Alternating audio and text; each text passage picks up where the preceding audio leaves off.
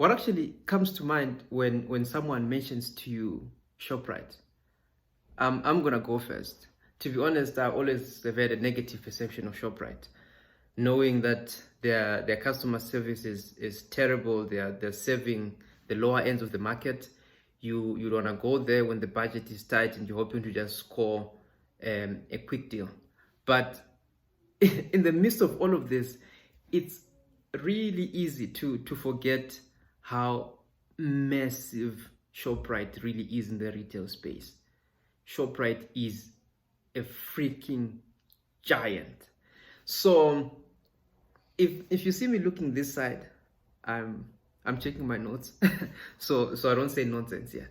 But that being said, so Shoprite has been listed on the JSE since 1986. So they've been there for over 36 years. And they've been consistently part of the JSE top 40 companies since 2008. So that's for over a decade, over 10 years. That's a very long time, considering they're the only retailer who has actually got that title for the longest of times. So that being said, as we speak, they're sitting on over 130 billion rand of market capitalization.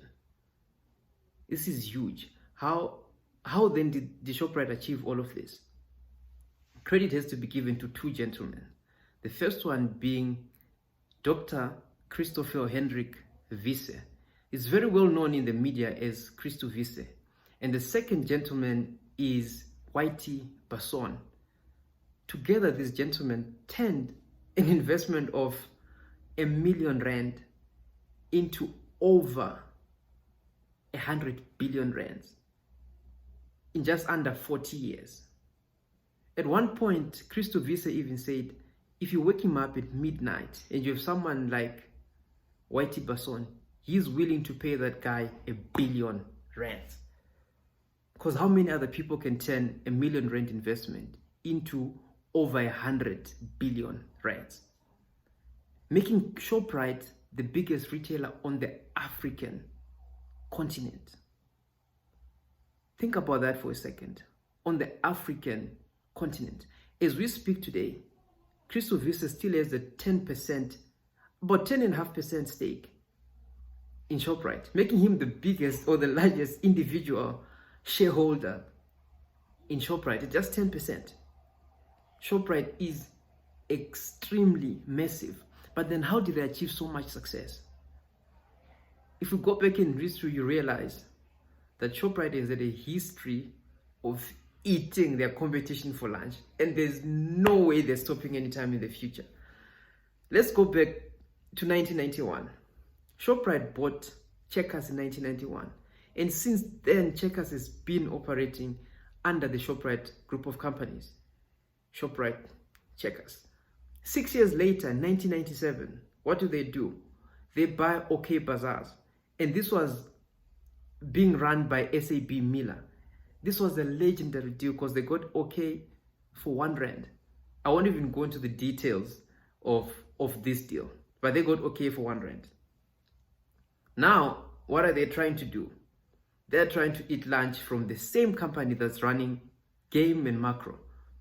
As we speak, anytime in 2022, they're looking to finalize the deal that gives them access or ownership of Rhino Cash and Carry, Cambridge Foods, and Mass Fresh, which owns Fruit Sport. So they're literally eating lunch from Massmart. And the more they eat, what happens? They grow. Let me just give you context as to how big Shoprite really is. Let's take Woolies, right? Take Spar. After Spar, take Pick and Pay. And take the one I just mentioned now, Massmart, which owns Game, Macro, and Builders. All of these retailers combined, their market capitalization is still smaller than that of Shoprite alone. So as we speak, Shoprite actually runs over 20 retail brands across the African continent. Some of their most notable brands include Checkers, as I mentioned earlier on, Checkers Hyper, there's Checkers Liquor, there's Shoprite Liquor, There's Shoprite, USave, they have Pet Shop. They're also going into the digital space with Checkers 6060. There's no way they're stopping anytime in the future. So to keep this video short, this is where I'd like to stop. So I'm going to be looking at Shoprite in a two-part series. This was the first part, looking at the history. In the next video, I'm going to be looking at the current stuff that's happening at Shoprite. And I'll be looking at their customer reach. How are they leveraging technology? And how is it that they are most likely, as we speak, the market leader when it comes to technology?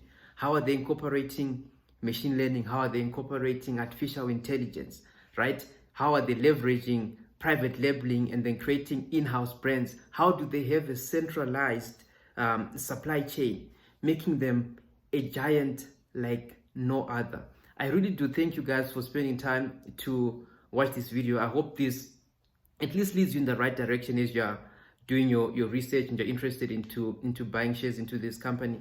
Remember, everything I have said and I do say is only for educational purpose and should not be taken as financial advice. Thank you so much for taking your time. Really do enjoy. Cheers.